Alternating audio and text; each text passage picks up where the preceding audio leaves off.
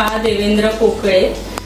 आम्ही इथे सर्वात आधी घेतलेली i20, तर आमचा इकडचा एक्सपिरियन्स खूप चांगला होता, त्यामुळे we opted for now Venue S optional आणि आज आमची डिलिव्हरी आहे.